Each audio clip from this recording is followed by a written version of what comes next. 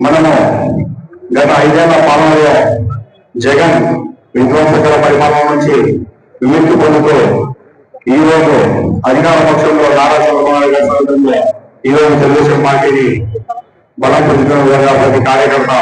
ఈ సంస్థాగత ఎన్నికలకు సంసిద్ధంగా ఉండాలని పార్టీ ఈ సంస్థాగత ఎన్నికలను పరీక్షల ద్వారా ముందరు నడిపిస్తూ ఉన్నది. కాబట్టి ప్రతి కార్యకర్త గతంలో ఈ జగన్మోహన్ రెడ్డి చేసిన వినాశనాన్ని ప్రజలకు తెలియజేస్తూ ఈ యొక్క మనకు అధికారం అనేది ఈ 5 సంవత్సరాలు ప్రజలకు మనం చేసే సంక్షేమ పథకాలను విధంగా తెలియజేయాలని కార్యకర్త అనే ఒక సిద్ధాంతాన్ని ప్రజలు ముందుకు తీసుకొచ్చారు. కాబట్టి మనము అధికారంలోకి వచ్చిన వెంబడే పెన్షన్ విధానాన్ని తీసుకొచ్చి గతంలో జగన్మోహన్ రెడ్డి 250 పెంచుతూ మొక్కుబడిగా ప్రజలకు ఏదో మొక్కుబడి విధానాన్ని తీసుకొచ్చిన పద్ధతిని తీస్తూ ఒకటేసారి 4,000 పెంచిన కనుక మన నారా చంద్రబాబు నాయుడు గారు. అంతేకాకుండా సిలిండర్ 3 సిలిండర్ల తీసుకొచ్చి ప్రజలకు అది కూడా అందించారు. దాని తర్వాత మెగా టీఎస్సీ మన నారా లోకేష్ గారు యువగణం పాదయాత్ర ద్వారా యువకులలో ఉత్సాహాన్ని నింపి